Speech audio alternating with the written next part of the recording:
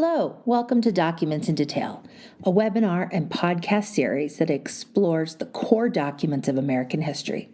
Today we are joined by our host, John Moser of Ashland University, and panelist Stephen F. Knott of the United States Naval War College, and Dan Monroe of Millikan University. This is the second of 3 episodes devoted to an in-depth look at the history of American foreign policy. So, what do we get when we combine expansionist national sentiments, a dominant executive with a broad understanding of his presidential war powers, and a fawning national press corps? Why, we get the Mexican War. Join us as we dissect Henry Clay's market speech and attempt to tease out his critique of the war and of America's nascent imperial ambitions. Good evening, ladies and gentlemen. My name is John Moser. I am professor of history and chair of the Master of Arts in American History and Government program at Ashland University.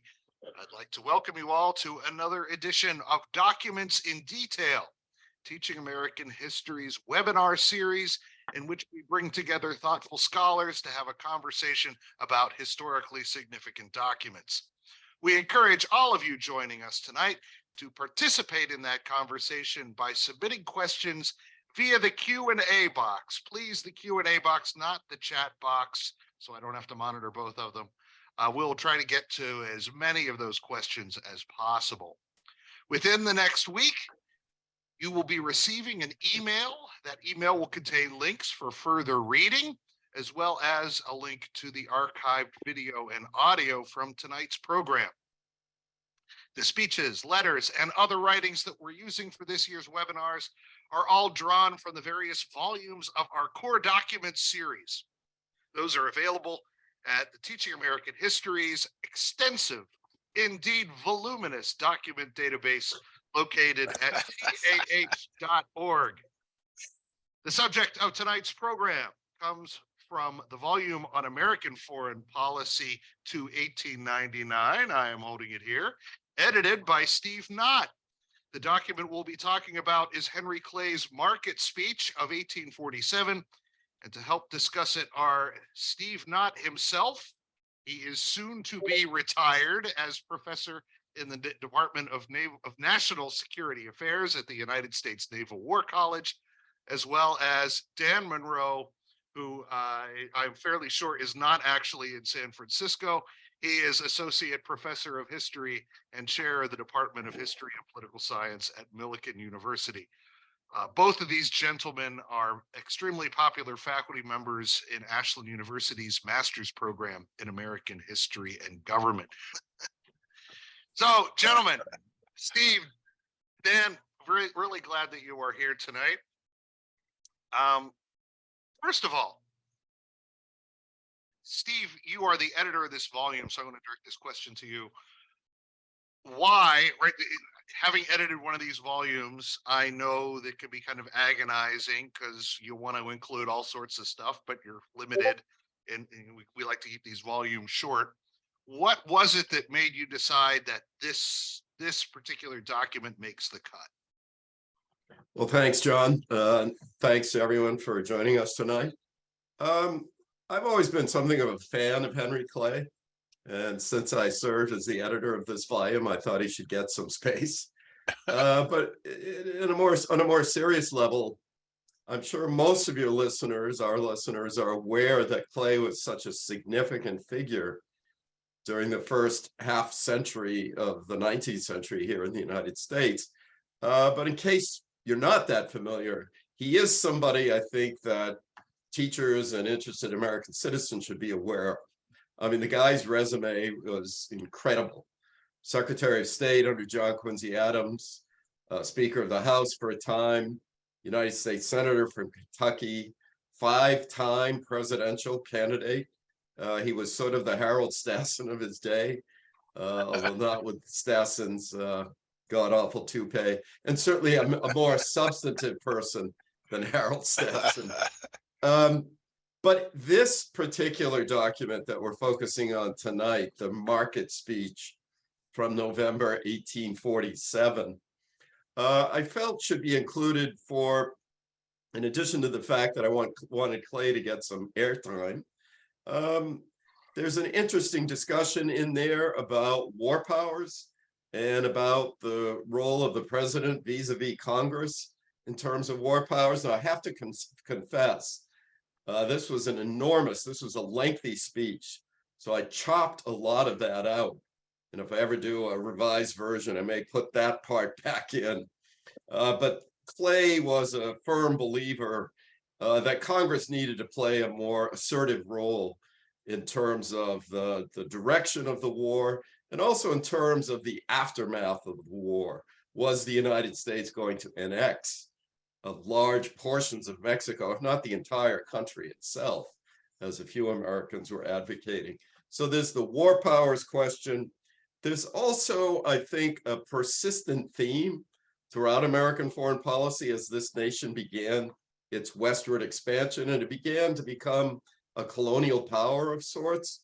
The question of whether we were betraying our founding ideals, whether the United States was becoming more like an old world power in terms of its desire to acquire land, and to some extent in terms of its occupying territory that was inhabited by people who were not Americans.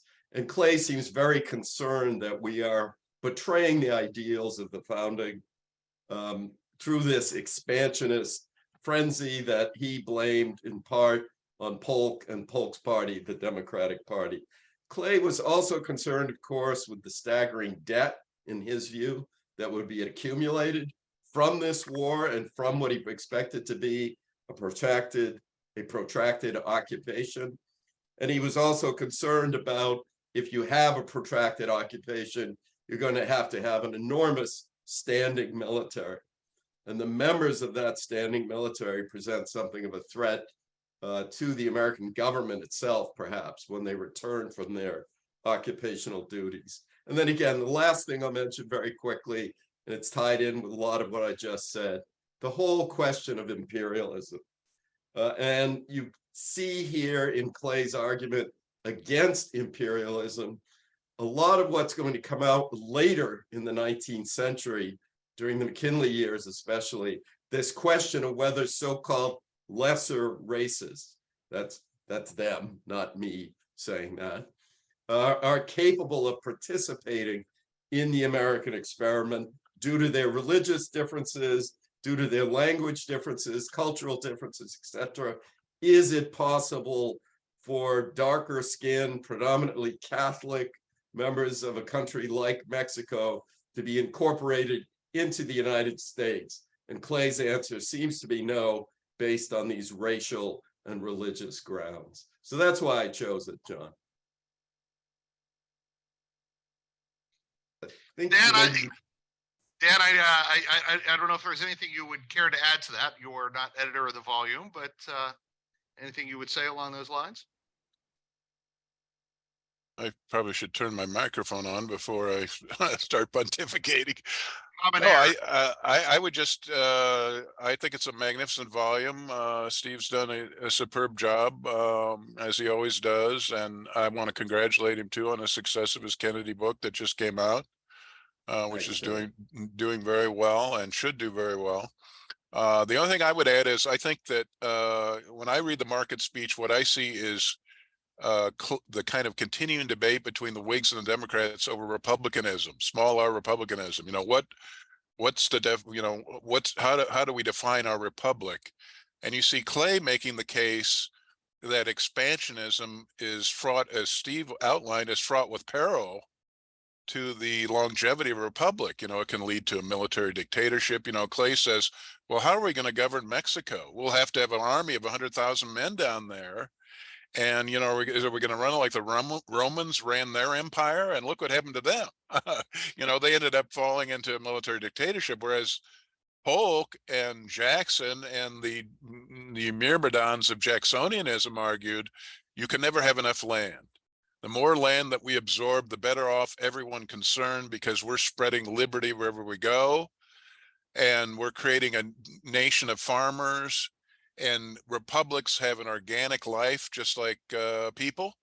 So the agricultural stage of existence is the youthful stage of nationhood.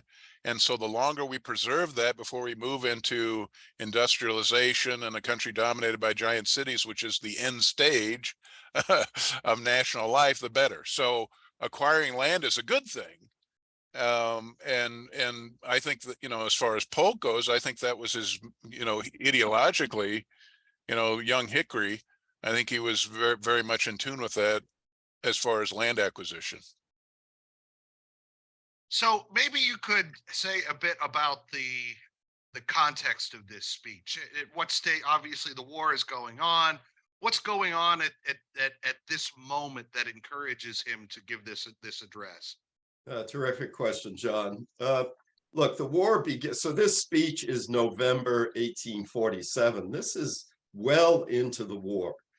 The United States declares war on Mexico on April 25th, 1896. And again, we're talking here, 1846, and we're talking here about November 1847. So the war has been well underway. And the reason your question, I think, is so important, John, in part is due to the fact that Henry Clay's son, Henry Jr., I guess, it has already been killed in this war. I believe he's a colonel in the Kentucky militia, and he dies in February 1847. I don't want to, you always have to be careful when you engage in a sort of psychoanalysis of historical figures, but that had to have had an impact on Clay's thinking about the war. Prior to his son's death, he had issued some statements in support of the war. And I can only think the tragic loss of his son, his namesake, I believe at the Battle of Buena Vista, if I'm not mistaken, rocked this man to the core. By the way, at this point, Henry Clay is a private citizen. He has left the United States Senate. He was defeated in 1844 when he runs for president as the Whig candidate. So he's gone back to Kentucky as a private citizen, but as a prominent private citizen, he's always being asked to comment on the major events of the day. I do think, again, the death of his son and the approach of the 1848 presidential elections, of course, are a factor here in causing Clay to go public, in a sense, with a more strident criticism, somewhat strident criticism of the Polk administration, and raising serious questions about the post-war role of the United States in Mexico. Dan, care to add? Yeah, I think that's right. I mean, the end of 1847 is a time of, well, we're winning, but how do we get out of this? I mean, what's the end game here? And there's lots of chin pulling about that on the part of both the Whigs and the Democrats. I know the Democrats are developing a strong caucus for all of Mexico. Well, we're doing so well, we may as well absorb all of Mexico. And the Whigs, and as Clay says in this market speech, the Whigs' traditional approach to this is, we have enough frigging land, let's develop that, rather than absorb more land and risk all kinds of social chaos, which, by the way, is exactly what happened. I often tell my students, is one of the great counterfactuals is, what if Clay had won in 44 and had pursued a much more moderate course than Polk's hit the gas expansionism? What might have happened? I mean, could the Civil War been averted? I mean, we'll never know, but it's an interesting question. So Clay makes a point of saying in this speech, listen, we've got this immense amount of territory, we should just develop that. And that was the traditional Whig answer to expansionism. The Whigs were not necessarily against expansionism, but they wanted it to happen in a kind of peaceful, natural way. Well, of course, we'll eventually become a country that's bounded by both oceans, but let that process be natural, not violent. Let's not, as Steve pointed out, let's not change the nature. The great conundrum, as Clay points out, let's not change the nature of the country into this, military dictatorship or something that's utterly antithetical to the founding principles by becoming this rapacious imperialist power. I mean, that was the whole point of the American Revolution, was to break away from the rapacious imperialist power. Just to add to what Dan just said, John, it's important to note by this relatively late stage of the war, again, November 1847, that some serious doubts have been raised by people like a young congressman from Illinois named Abraham Lincoln, who I'm told is actually in the audience at this speech. Now, Dan Monroe's the ultimate expert on Lincoln, so maybe that's apocryphal. But I believe we know fairly certain that Lincoln was there. But nonetheless, there are some serious questions being raised by Lincoln and others about the account that was given by President Polk back in the spring, late winter, early spring of 1846, that leads the United States into this war. And of course, Lincoln is the one that is going to push the so-called spot resolutions, wanting to know just where it was that this so-called Mexican aggression had taken place. And the fact is that James K. Polk had manipulated the Mexicans into firing the first shot, Polk had urged General Taylor, Zachary Taylor, to be aggressive, to be probing, to be constantly pushing and squeezing the Mexicans. And in a way, he gets what he wants when there is a bit of a scuffle in this disputed territory. And again, these questions by late fall, early winter of 1847 are beginning to gain some traction. Minor question, but market speech. What market is this? Where is this taking place? Geez, thanks for asking me a question I can't answer, John. I don't know anything about Lexington. I think it's, Go ahead, Dan. I was just going to say, all I know is it's in Lexington. Yeah. There's a, gosh, you know, I've got so many books in my head, but there's a very fine book that describes, I think it's Epstein's, what is the title of that? I've forgotten, but anyway, Mark Epstein's book that talks a little bit about the market speech and its location and the fact that Lincoln was probably there. I hope it's not the slave market in Lexington, although I have no idea if that's the case. I don't think so. Okay. Yeah. You mentioned that a lot of this speech, he talks about how horrible it would be if the United States were to annex all of Mexico. This is a surprise to me. There were people advocating this, and this isn't a straw man. No, that's if I can just leap in, that's very true. You know, late in the war, there was a significant chorus especially in the Democratic press, which was all expansionist all the time, arguing that the entire country of Mexico should simply be absorbed. You know, remember Polk initially asked in August of 46 for $2 million as a kind of indemnity for some territory. I think Polk was more interested in acquiring California than anything else. But he didn't have great ambitions for all of Mexico. Well, now he's got a significant portion of his caucus lobbying for, well, since we've done so well, we might as well absorb all of Mexico. And I'll just say something about Polk. Polk was an expansionist, but he was not a rabid expansionist or, you know, all-in expansionist like some of these folks. You know, he settled for half of a loaf of the Oregon, for example. You know, the expansionist crowd wanted all of Oregon plus some, you know, modern day British Columbia, you know, 54-40.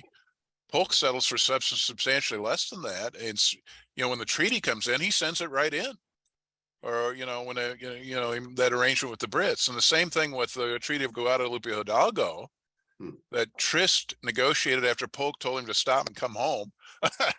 You know, I've had enough of you, you know, come home, you know. Trist negotiates it anyway, and it's much more forgiving to the Mexicans than the all or nothing, you know, let's have everything crowd wanted, and Polk sends it right in. So I think Polk recognized that, look, you know, we can't absorb that big a matzo ball. It's fraught with all the problems that Clay lays out in the market speech. So we shouldn't do it. But yeah, I mean, the answer to your question, John, is there was a significant, I mean, you look at Democratic newspapers in the 47 and 48, there's quite a chorus I would not say it's a majority of the party. I mean, we don't have Gallup data, so who the hell knows? But I don't think it's a majority, but it doesn't matter. They are vocal, and there are strong advocates in the Senate for absorbing all of Mexico, which I Just to think add, would have been a disaster for United States and Mexico. yeah. Go ahead, Steve. I'm sorry. Oh, sorry, Dan. Just to add to what Dan said, I might encourage our listeners to, if they have a chance, check out a book called This Vast Southern Empire by an historian at Princeton by the name of Matthew Karp, K-A-R-P.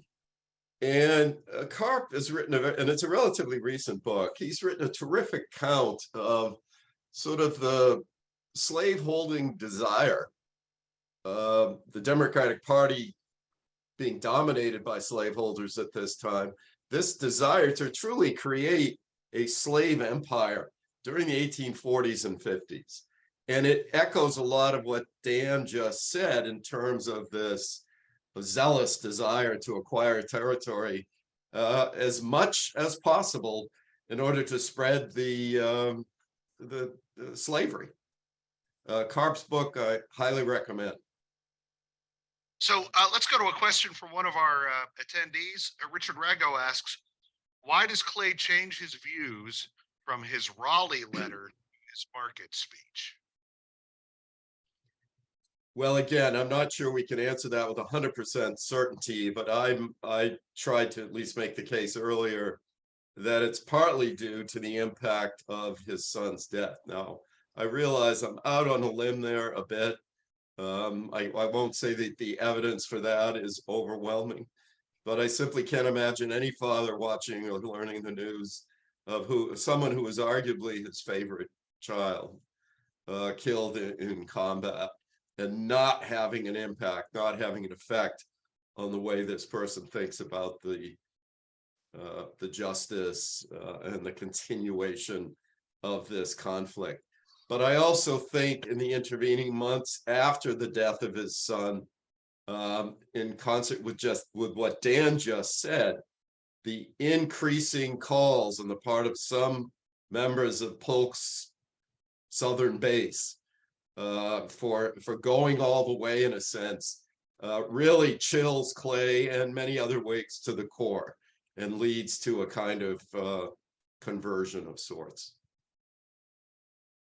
Yeah, I would just add that Clay starts to crawfish on the Raleigh letter, and this is just to supplement what Steve said. I think Steve makes a very perceptive point about the effect of the death of Clay's son on Clay. I mean, he was devastated.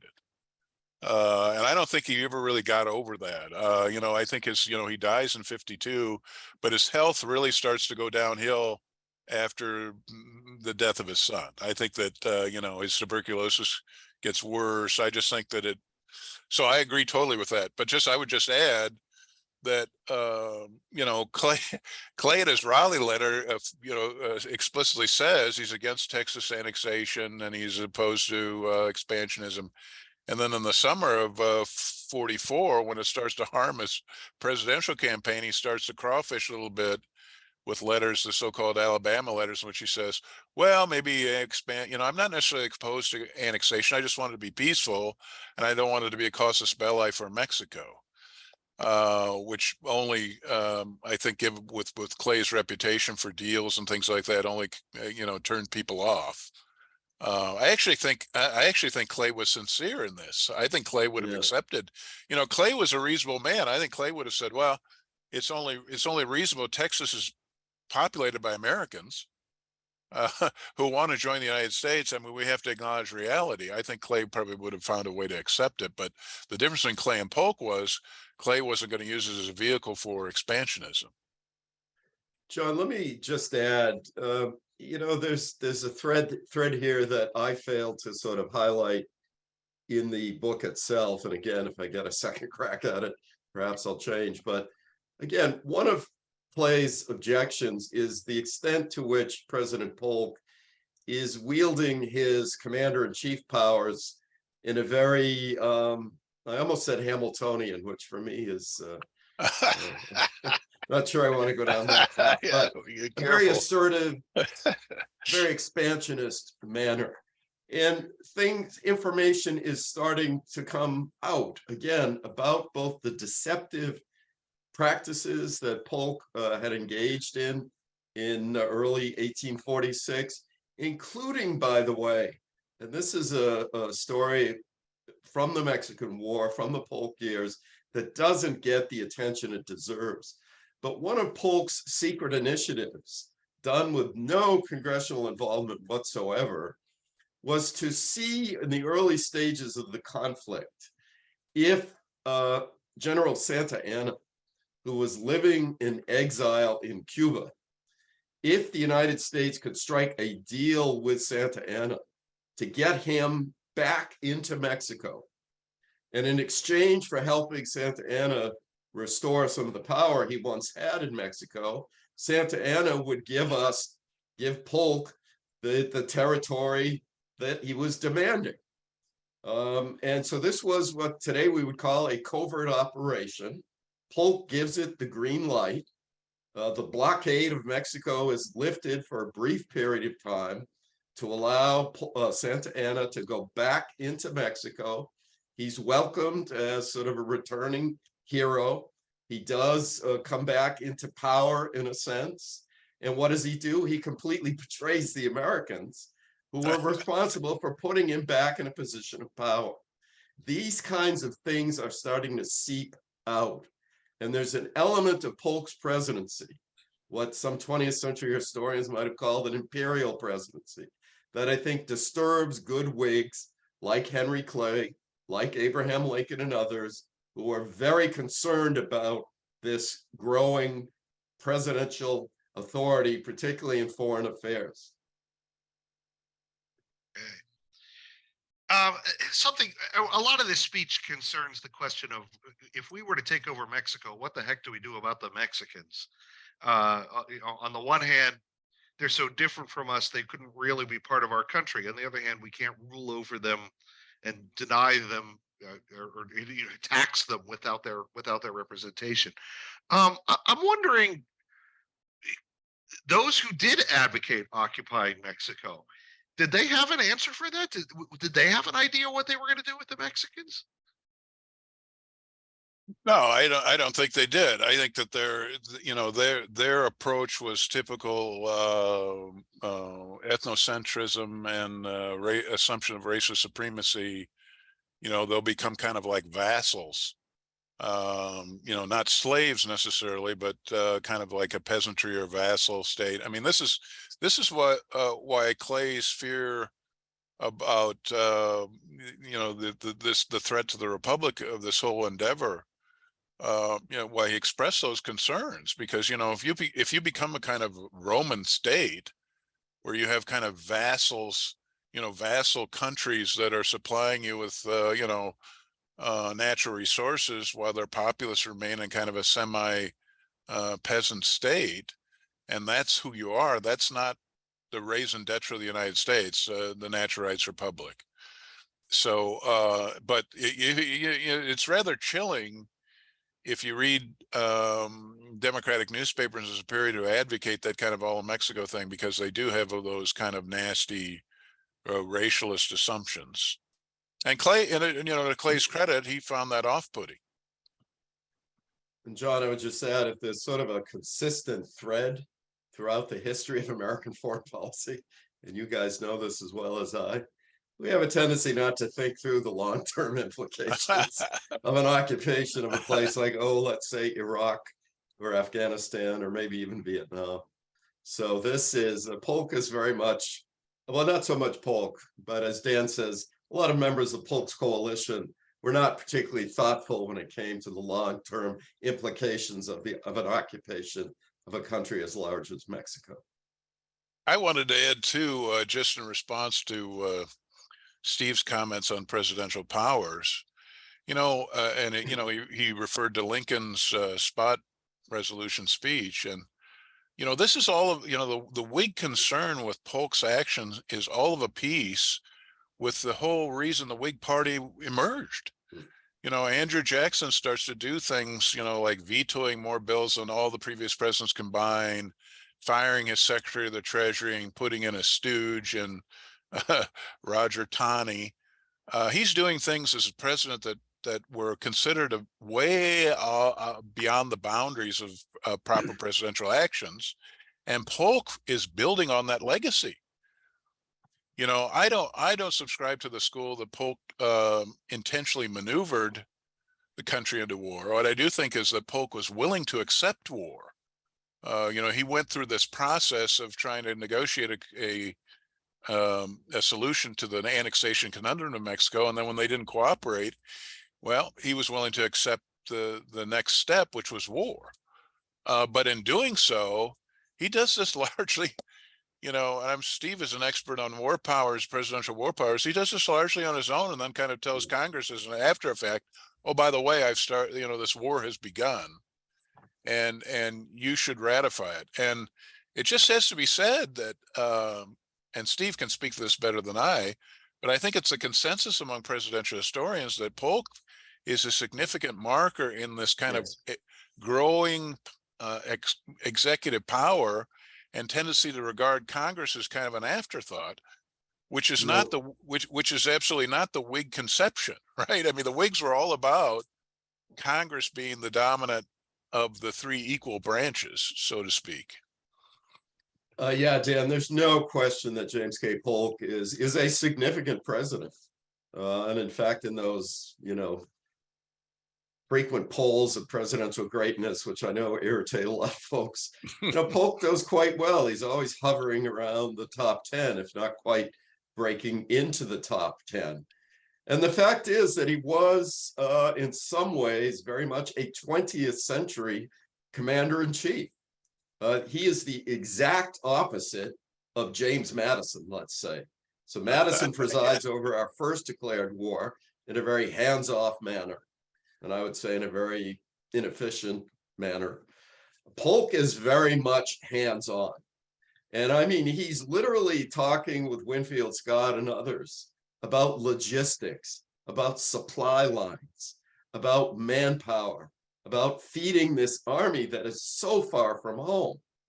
These are the kinds of details that James K. Polk as president immerses himself in. And to some extent, this is going to be modeled by a lot of his 20th century successors.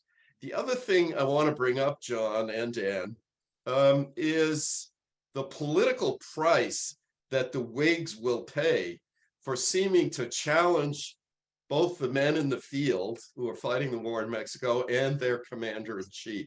This war is a classic case study of the power that the president has to wrap himself in the flag and to stifle dissent.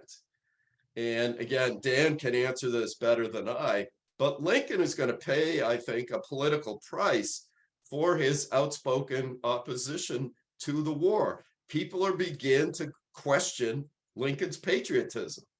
And this is one of many examples in American history.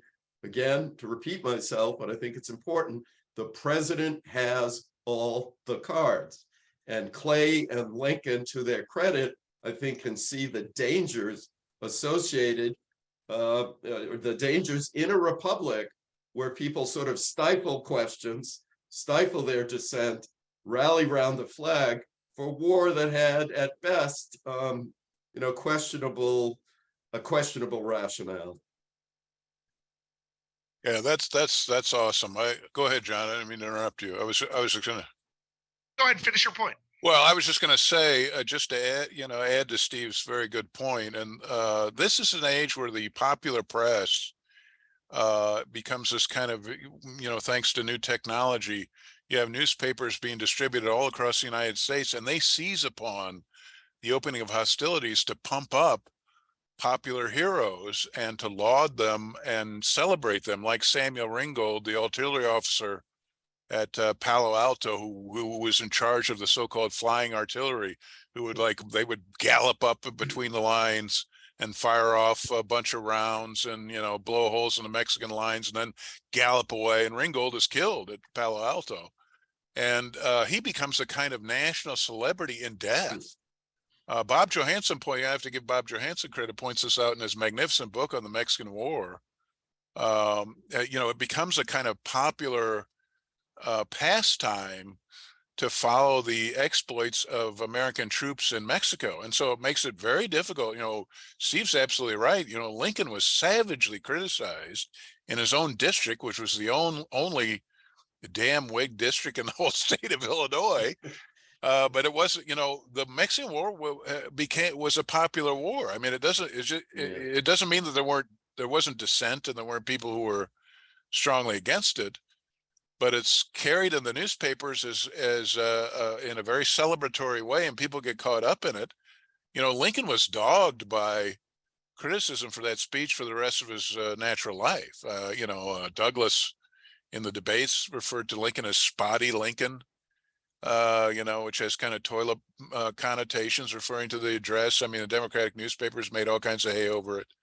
And writ large through the country, as Steve astutely pointed out, the Whigs suffered for their opposition to the war. I mean, they tried to square the circle by saying, well, we think Polk began this thing in an illegal and wrong-headed, unethical way, but we're going to vote supplies for the troops. We're not going to leave the men down there without anything, anything in their ammo cartridge boxes, but we're also pledged that we do not want to acquire any territory as a result of the war. So they tried to be consistent with their principles. I don't think it worked. They tried to square the circle. They tried to avoid, being outright hypocrites, to their credit, but it was never, it was always difficult. And I think in the end, one of the reasons why the Whigs nominated Zachary Taylor in '48 was they recognized, well, if we can't beat him, we might as well try to join him. Let's get our own military hero. Let's get our Samuel Ringgold, who isn't dead, he's still alive, and let's put him forward as our standard bearer, which worked. Yeah, excellent point, Dan. And of course, Taylor was not known. It wasn't clear at the time whether he was a Whig or a Democrat or what.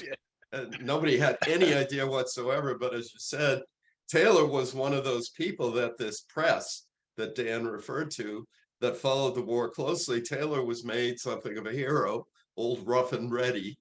And by the way, President Polk became somewhat jealous of the attention that was being heaped on generals like particularly Taylor, and knowing that perhaps the Whigs would be devious enough to nominate Taylor in 1848 and defeat Polk's party. Polk, of course, by the way, had committed himself, which is amazing since this is a Whig stance, to serve only one term and abides by that pledge. But Taylor does win the election of 1848, strictly on the basis, as Dan mentioned, of being a media-created hero. Not to diminish his accomplishments, but he was presented to the public at large as a war hero. That's really interesting. So we got some questions from participants. Tiffany Fannin asks an interesting question. Were there other major leaders, and maybe not just limit it to this war, who changed their minds after a war, after losing a friend or loved one? Think of other examples of this.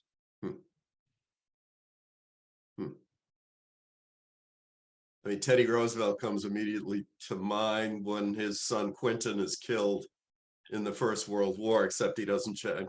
I'm not answering the question because he doesn't change his mind. Wow. That's what I thought too. Teddy Roosevelt and Quinton came to mind immediately. But he doesn't, as you say, doesn't change his mind. Look, this is a bit of a stretch. A great question. Having just completed a biography or a look at President Kennedy's presidency, I will say this.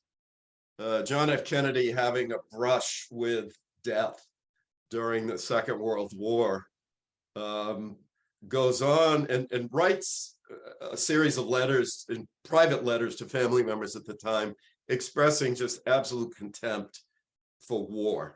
Not that he's certainly not in favor of the Japanese winning, or he wants them defeated, but this is, Kennedy was very anti-war. It's an aspect of his life that I think has unfortunately been ignored by historians, by biographers. And I do think Kennedy as president carries that anti-war sentiment, if you will, into the White House. And you see it emerge during crises like the Cuban Missile Crisis. Now, again, where he's the lone voice in the room at various times, saying we're not going to have any sort of direct military conflict. We're not going to invade Cuba. We're going to look for some other passageway out of this crisis. That's not a case of somebody losing a sibling, although John F. Kennedy does lose his older brother in the Second World War, and that's part of this anti-war sentiment that Kennedy brings into the White House. That's the best I can do with Tiffany's question. The only thing I would add is I'm sure there's some folks in the Vietnam era that changed their minds. I know David Hackworth was a serving officer who, left the service and moved to Australia and then wrote a book condemning the Vietnam War. I'm sure there are others. I just can't, like you, Steve, I can't recall. Good question. Richard Ragle asks, was there any correspondence from General Scott to Washington as he was occupying Mexico City along the lines of, what do I do now with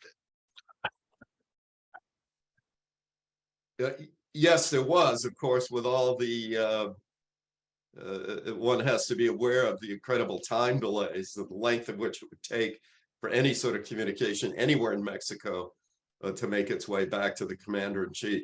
But again, Polk went to great lengths to make sure those lines of communication remained open and tried to stay as well briefed on the conflict as best he could. In terms of specifics between Scott and Polk, I'm at a loss at the moment to think of any particular recommendations, whether Scott was somebody who felt comfortable making recommendations or whether he merely simply believed his role was to follow orders, and the correspondence consisted of examples of him saying, yes, sir. I just don't know enough about it to give a good answer. Yeah, I can't recall the correspondence between Polk and Scott other than it was, I did look at it some years ago, but it's been some years ago and I didn't look at all of it. But it's often contentious. I mean, like Steve pointed out, one of the unique things about Polk's presidency was that he was very much a hands-on commander-in-chief. Yeah. So, I mean, he was giving instructions to Scott about things like, well, why are you using wagons when mules would be better? Kind of logistical specific details, which, is, Scott obviously doesn't appreciate, given his, I mean, he's the field commander, and as Steve pointed out, you have someone who's thousands of miles away and also months removed from his immediate, by the time you get the letter. So, it was one of the problems with Polk's approach was that although I think it was good that he was more hands-on than Madison, who was too hands-off, trespassing, anytime presidents trespassed on tactical matters, it can be very problematic. Sure. And I think if Polk had had the technology available, he would have been a micromanager. He would have been Lyndon Johnson picking bombing targets over North Vietnam in the White House Situation Room. I'm convinced of that. Let me add, if I could, in addition to communicating with his military officers in Mexico, Polk had correspondence with a number of American operatives who were working behind Mexican lines for purposes of trying to undermine the Mexican war effort.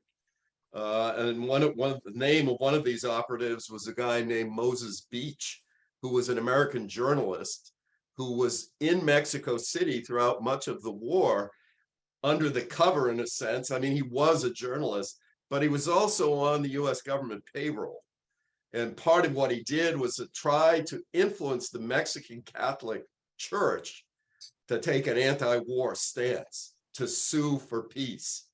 And Moses Beach also worked with Mexican journalists to try to have these people print, we need to strike a deal. We need, to undermine the war effort in Mexico, a classic disinformation effort, if you will. And there is correspondence between Moses Beach and various Polk administration officials. Now, whether that went right to President Polk, I can't say with certainty, but my guess is, since Polk was something of a micromanager, he knew exactly what these people were up to. Since you mentioned the Catholic Church, I'm struck by Clay's reference to the Catholicism of the Mexican people. It seems for the mid 19th century to be a remarkably even-handed acceptance. They think we're wrong, we think they're wrong. Who knows? It's up to God. Is that in character for Clay? Is there a political reason why he wants to avoid giving offense to Catholics, or do you know anything about that? I would, I would just say that it's in keeping with Whiggism. The Whigs emphasize social order, and in other words, avoiding conflict. Let's see if we can try to avoid the kind of social disorders. I mean, think of Lincoln's Lyceum address. Well, we're being plagued by mob violence is because people don't have any respect for the Constitution and the laws. So we need to teach to respect for the Constitution and the laws, beginning with the lisping babe. That's classic Whig ideology. So I don't think, just like the Democrats, I think the Whigs had there were some nativists and nativist sentiments. It's just part of the period. But I think Clay and Lincoln are much more reflective of kind of mainstream Whiggism, in that they're I think Protestant, but they're not an intolerant Protestantism. Interesting angle on Clay. When he serves as Secretary of State under John Quincy Adams after the so-called corrupt bargain, which, by the way, there was nothing corrupt about, but nonetheless, Clay becomes John Quincy Adams Secretary of State, and he is also interested in the question of Texas, the acquisition of this territory. And Clay has an agent operating in Mexico who is out there organizing pro-American political clubs, if you will. And the agent is using various existing Masonic lodges. I think it's the York Rite Masons, who, by the way, are on the outs with the Mexican Catholic Church. The Catholic Church has always had a bit of a testy relationship with the Masonic movement, to say the least. And so Clay, as Secretary of State, would have been somewhat well-versed on the power of the Catholic Church in Mexico from his tenure 20 years prior as Secretary of State, where he's in steady communication with this American who was trying to counter the influence of the Catholic Church by using the pre-existing Masonic lodges located in Mexico. In connection with that, Jared Painter asks a question that I actually had on my list as well. What about this invoking the example of Ireland? This seemed interesting to me as well as to Jared. Was Clay aiming to win support from Irish Americans by drawing this comparison, or did he really think the two cases were analogous? Yeah, it's another terrific question. It may well have been politically motivated. I don't know enough about Clay's stance vis-a-vis Ireland and Irish Americans, or with the Whig attitude towards Irish Americans. Perhaps Dan does. Well, I don't know if I can speak to Clay in Ireland, but I can say this. I mean, this is a period where you have anti-Catholic riots in American cities, where there's kind of resurgence of anti-Catholicism. It's very pronounced in urban areas. But again, Clay and the Whigs, their approach to social disorder is, well, how can we stop this?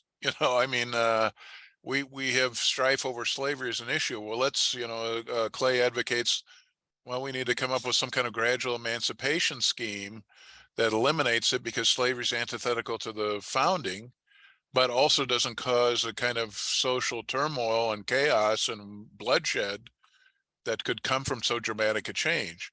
So there, you have to be careful talking about this, because there's, some Whigs are not necessarily, are infected with a little bit of nativism.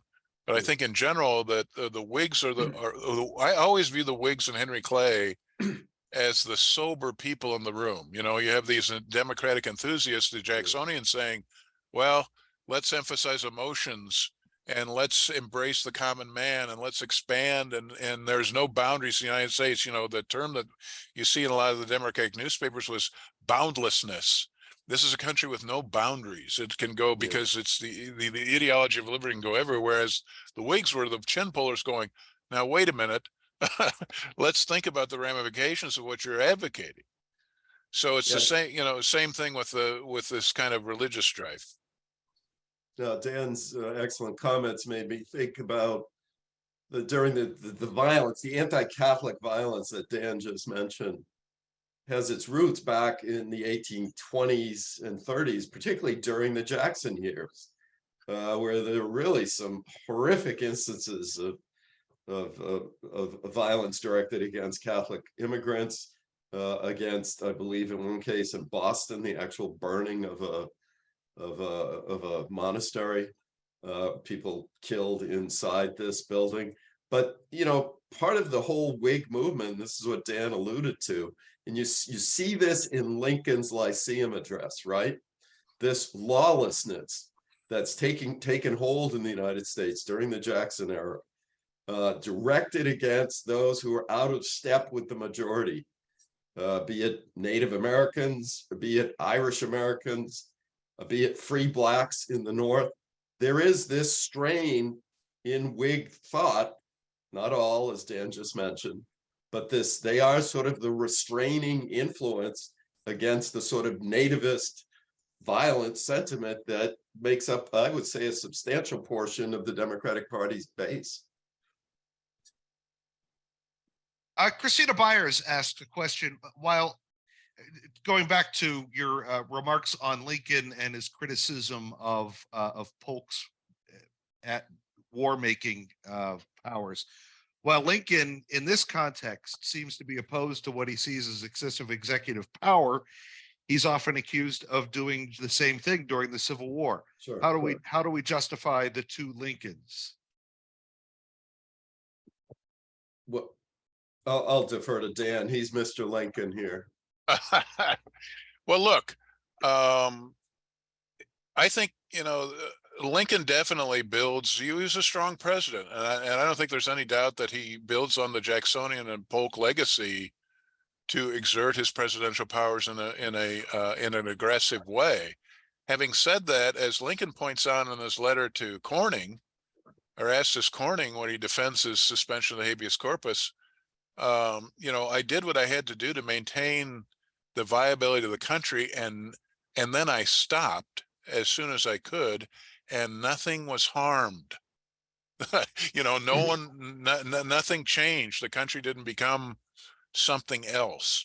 So I think Lincoln, and Lincoln is very candid, I think, in his defense of his actions as president, where he acknowledges the risks that are inherent with the president suspending the writ of habeas corpus, but he also explains the necessity under which he acted, and the fact that he restored the writ as soon as he felt he was able.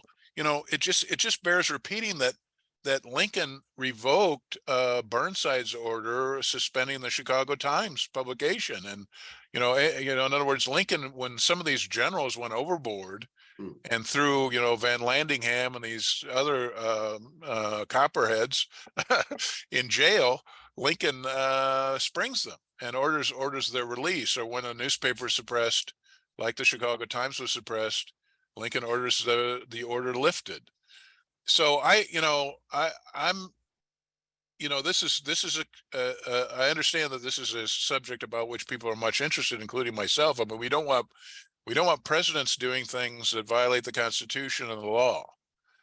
But I don't think Lincoln is an example of that. I think Lincoln was faced with extraordinary circumstances and acted with great reluctance, but also did what he had to do to maintain the viability of the country.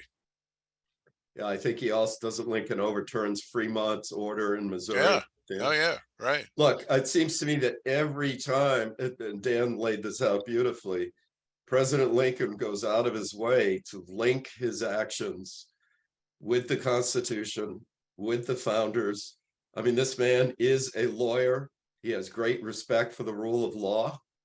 I just don't see that same effort being made in this instance by James K. Polk, or certainly by Andrew Jackson when he was president. So I do see in Lincoln, yes, he was confronted with an extraordinary situation and took some extraordinary measures. But I also see him going to great lengths and spending a remarkable amount of time trying to justify, trying to make the case for those actions by looking back at the nation's founding document. Well, we're quickly running out of time. Maybe each of you could give some closing thoughts and perhaps recommend something for further reading for those who are interested in this subject. Well, if you're interested in the war with Mexico, I would recommend, I think Dan mentioned one earlier, but I would recommend a more popular history by John S.D. Eisenhower, the son of Dwight Eisenhower. And the title of the book is So Far From Home, The War with Mexico. It's old now. It's probably 20 or 30 years old at this point. Part of the reason I recommend it is it's easily accessible, but John Eisenhower did his homework. And I also think, if you read it closely, you can get you see some little gems, perhaps, some little insights into the Eisenhower way of war. So it's a fascinating book. Yeah, If I could add, sorry, Dan. Go ahead. No, Pardon me. please. Not at all. John S.D. Eisenhower also wrote for the American Presidents series. In fact, I've got it right behind me here. He wrote the biography on Zachary Taylor. And it's, again, a popular history, but it's of Taylor's brief presidency, but it deals quite a bit with Taylor and the Mexican War and touches on the issues Dan and I mentioned earlier about Taylor being sort of a media creation of sorts. I was just going to echo your endorsement of Eisenhower's History of the Mexican War. That's a very fine book, and it's very accessible, and I like it a lot. If you want to read more about Clay, I think the Heidlers, one-volume biography of Clay, is very good. I think it's David and Jean Heidler. Yes. That's just excellent. Now, Robert Remini has written a one-volume his biography of Clay. That's very good, too. I think the Heidlers, and I love Remini's work, but I think the Heidlers book is full of insight. It's very engaging. They're just a really dynamic duo. So if I was going to pick up one book on Henry Clay, it would be the Heidlers biography. I enjoyed that immensely. I would echo what Dan just said. The Heidlers do a terrific job. And they're very nice people too. Not to, sound like I'm name dropping or anything, but I met them at a conference. They just couldn't have been more pleasant. So they're great people in addition to being fine historians. Dan, I used to teach with the Heidlers at the Air Force Academy. Oh, okay. So yeah. They're friends of sorts. Good people. I just think the world of them. All right. Well, I want to thank both of our panelists, Steve and Dan, as well as our participants for their questions. If you didn't have a chance to take the professional development poll at the beginning of the webinar, would you please do so now? We'll maybe flash it back up here again. Again, the feedback will help us make decisions regarding the types of professional development opportunities we offer. As a reminder, you will be receiving an email within the next week, which will include a link for further readings, the ones that Steve and Dan mentioned here. It will also contain a link to the archived webinar. Please share that with your colleagues, get it out there on social media, help us spread the word. If you've enjoyed tonight's webinar, please do consider taking an online course or an in-person course in our Master of Arts in American History and Government program. You can, of course, find more information about our offerings, as well as all sorts of other resources for teachers at teachingamericanhistory.org. Our next edition of Documents in Detail will take place on Wednesday, January 18th, when we'll be talking about Carl Schurz's essay, Against American Imperialism, again, coming from our Core Documents volume on American Foreign Policy to 1899. I am pleased to inform you that joining us will be this same team, Steve and Dan, to talk about that document as well. Thank you again for being with us here tonight. We will look forward to seeing you next month. Until then, from all of us at Documents in Detail and Teaching American History, Merry Christmas, Happy New Year. Thank you all. Thanks, everybody. Thanks again for listening to Teaching American History's webinar on Henry Clay's Market Speech. For more information on our webinars, core document volumes, in-person educator professional development programs, graduate programs, and our free document library, please visit us at tah.org.